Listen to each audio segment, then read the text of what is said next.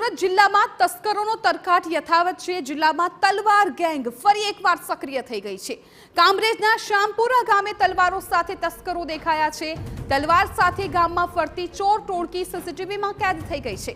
ચોરી માટે તલવાર સાથે આવતા તસ્કરોથી ગ્રામજનોમાં ફફડાટ છે। શામપુરા ગામે તલવાર સાથે ત્રાટકેલી તસ્કરોની ગેંગે એક બંધ ઘરને નિશાન બનાવ્યું। જો કે તેના સીસીટીવી સામે આવ્યા બાદ સ્થાનિકો હાલ ભયના ઓથાર હેઠળ આવી ગયા છે।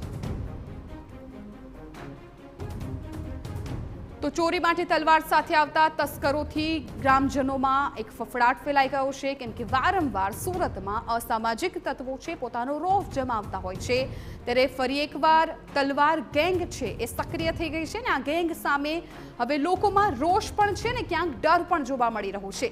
કામરેજના શામપુરા ગામે તલવારો સાથે તસ્કરો જોવા મળ્યા હતા। તલવાર સાથે ગામમાં ફરતી આ ચોર ટોળકી છે એ સીસીટીવીમાં કેદ થઈ ગઈ છે। હવે આ જ સીસીટીવીના આધારે પોલીસે પણ સમગ્ર મામલે તપાસ કરી છે। આ ચોર ટોળકી છે એ કયા કયા વિસ્તારમાં ફરતી હતી એ તમામ વિગતો છે મેળવવામાં આવશે। આ ચોર ટોળકીમાં કોણ કોણ સામેલ છે તેની પણ તપાસ પોલીસ દ્વારા કરવામાં આવશે। સીસીટીવી ફૂટેજ પણ આપ જોઈ શકો છો કે કેવી રીતે રાતના સમયમાં આ ચોર ટોળકી છે એ તલવાર લઈને ફરતી હોય છે। એટલે આ સમાચાર સાંભળીને આ દ્રશ્યો જોઈને જે સુરતમાં રહે છે તમામ લોકોમાં પણ એક ભયનો માહોલ છે એ ફેલાયેલો છે। સંવાદદાતા મેહુલ ભોકડવા મામલે વધુ જાણકારી આપી રહ્યા છે। મેહુલ, સીસીટીવીમાં આ તલવાર ગેંગ છે એ કેદ તો થઈ ગઈ છે, પરંતુ શું તપાસમાં કોઈ વિગતો સામે આવી છે કે કયા કયા વિસ્તારમાં આટાફેરા કરવામાં આવતા હતા? આ લોકો કોણ છે?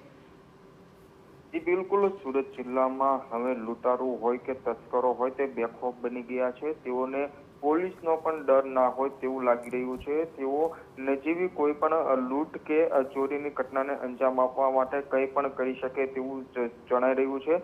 સુરત જિલ્લાના કામરેજ તાલુકાના શામપુરા ગામ ખાતે એક સાથે તસ્કરોની ટોળકી આવી હતી। આ બાઇક પર આવેલી તસ્કરોની ટોળકીની હાથમાં તલવાર પણ નજરે ચડી હતી અને તેઓએ એક બંધ ઘરને નિશાન બનાવ્યું હતું અને બાદમાં નીકળી ગઈ હતી। ઘટનાની જાણ સ્થાનિકોને થતા સ્થાનિકો એકઠા થયા હતા અને સીસીટીવી ફૂટેજ જે ફળ્યું છે તેના ચેક કરવામાં આવતા તેમાં આ તસ્કરોની ટોળકી નજરે ચડી હતી। હાથમાં તલવાર દેખાતા સ્થાનિક લોકો પણ ભયમાં મુકાઈ ગયા છે। હાલ આ ટોળકીના સીસીટીવી ફૂટેજ પણ સોશિયલ મીડિયામાં વાયરલ થયા છે, જેને લઈને લોકોમાં પણ એક ભયનો માહોલ ઉભો થયો છે। પોલીસ કડક પેટ્રોલિંગ કરી આ તસ્કરોને તે ઝડપી લે ખૂબ જ જરૂરી બની ગયું છે, કારણ કે આ તસ્કરો કંઈ પણ કરતા તે અટકાતા નથી અને લોકોના જીવ પણ લેવામાં અચકાતા નથી।